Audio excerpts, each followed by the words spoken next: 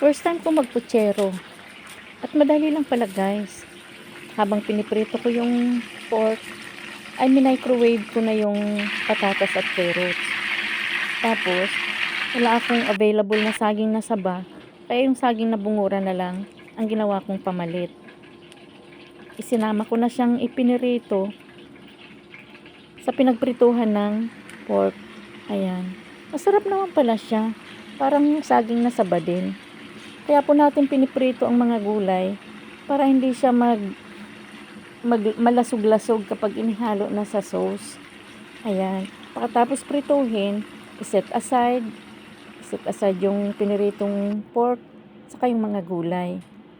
Tapos, gagawa na tayo ng sauce. Iginisa ko muna ang bawang at sibuyas.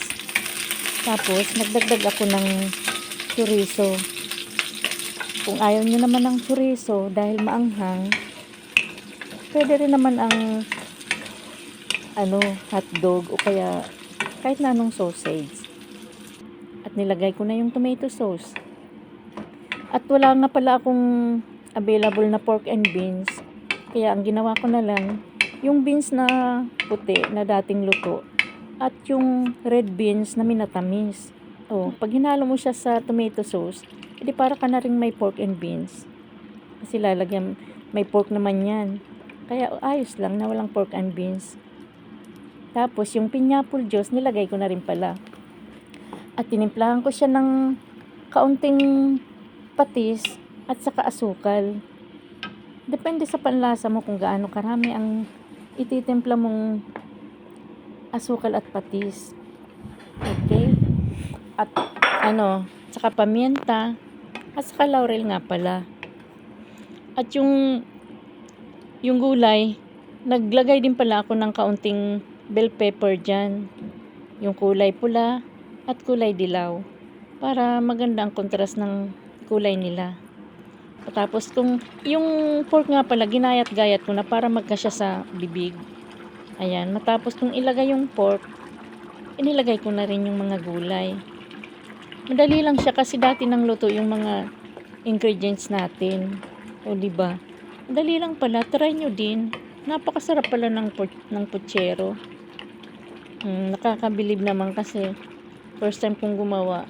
At nagustuhan ko talaga ang lasa. At yung saging, alam nyo, yung nag-blend siya sa lasa nung lahat ng ingredients, ang sarap, ang bango-bango pa. Tapos nilagyan ko yan sa ibabaw ng repolyo. Sadyang hindi ko tinanggal yung gitna niya para hindi sila maghiwa-hiwalay. Diba? Ay, napakabango. Napanood ko lang yan sa reels.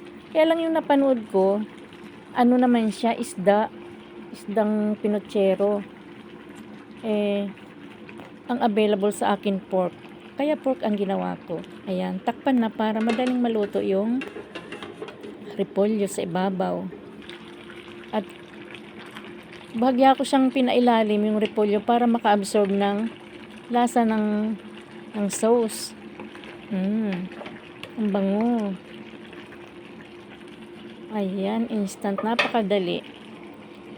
At napakasarap, napaka-healthy pa. Try nyo guys, madali lang pala. Ayan, diba luto na siya. Thank you for watching. Bye-bye. Babush.